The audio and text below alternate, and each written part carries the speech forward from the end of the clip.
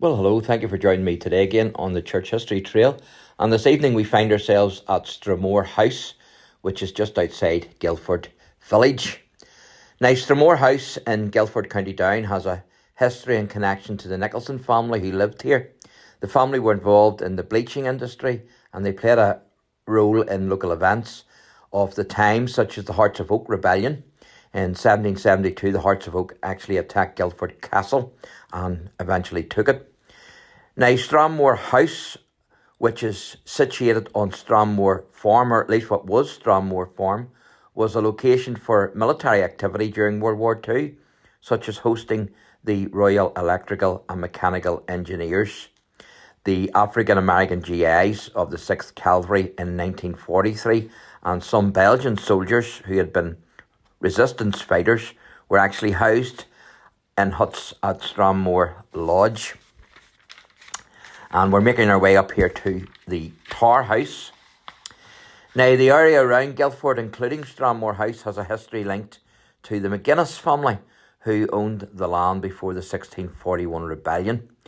Now, the Nicholson family were a significant family in the area, with a tradition dating back to a clergyman called the Reverend William Nicholson, who came to Ireland in the 1580s. One account says that the Reverend Nicholson came to Cronaghill in 1622 as the rector of the parish of Derrybrockus. He remained there till his house was destroyed, and he and most of his family were killed in the 1641 rebellion. Now, two survived, his grandson and his daughter-in-law, and when the grandson reached adulthood, he rebuilt the house at Cronaghill. He had by this time experienced a religious conversion, which led him into membership of the Society of Friends, of which of course is the Quakers, and he became known as William the Quaker. Now, in 1688, during the Williamite Wars in Ireland, the advancing Jacobites forces burnt Tallbridge House, and the Nicholson family thus had to flee for refuge in the city of Londonderry. Now, William the Quaker had three sons, two of whom died or were killed during the siege of Londonderry in 1689. The family later returned to Tallbridge, and successive generations spread to the Gilford area, where, as I said, they became very influential in the development of linen bleaching in the Bann Valley. There are other versions, of course, of the story, which is hard to know which one is the correct version of the family's history in Ireland. For example, another version, which is completely different, involves Oliver Cromwell. A certain Captain Nicholson was quartered in Alnwick in Northumberland during the English Civil Wars, and he had fallen in love with a girl called Lady Betty Percy, the daughter of the Duke of Northumberland.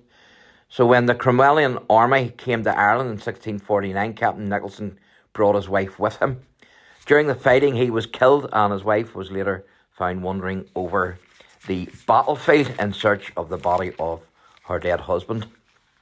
When Oliver Cromwell heard the story, he was touched by her sad plight, and so gave her a grant of lands in Ireland.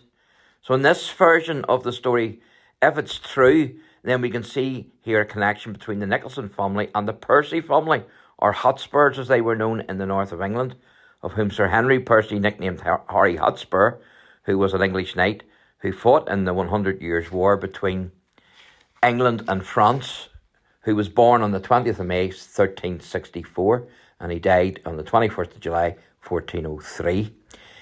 It was the Scots who gave him the nickname Hotspur as a tribute to his speed and advance and readiness to attack, and who has an English football club actually named in his honour, Tottenham Hotspur Football Club, who play in the English Premier League.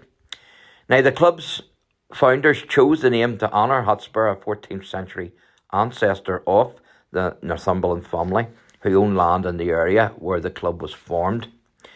Now, the Nicholsons were very much involved in the yeomanry, which seems very strange, seeing the family were Quakers.